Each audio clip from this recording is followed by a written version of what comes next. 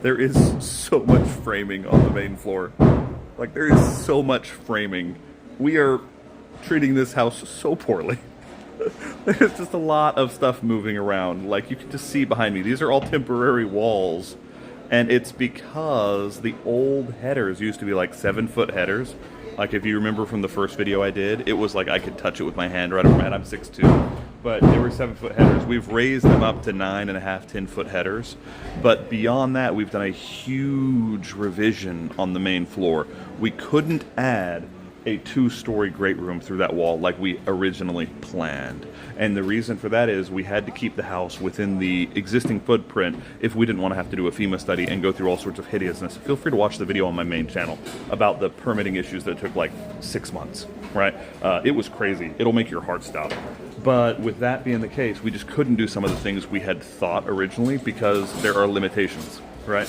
With that being the case, you can see now how the entire thing is all framed out. It's because the kitchen used to be right here in this corner with the horrible, horrible windows. We've decided to put the living room here and then a fireplace in the middle and then a den there that's open. So it's going to feel like a really long living room broken up into 2 pieces because we want views for the back of the house on the living room. And then we've moved the kitchen. Number one, we've framed out under the stairs, which used to be the jankiest bathroom we've ever seen. It was super janky. That's now going to be like a coffee bar and a nice bar on top of it for morning beverages, right?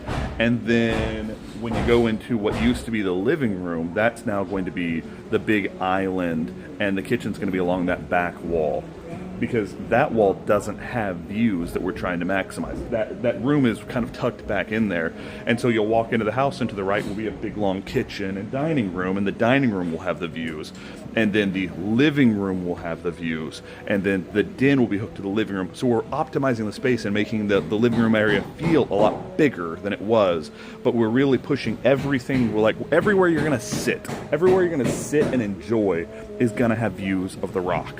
And that's the whole idea. The whole value of the property is the rock. You can get 11.5 acres anywhere. There's only one guy I know with a sliding rock.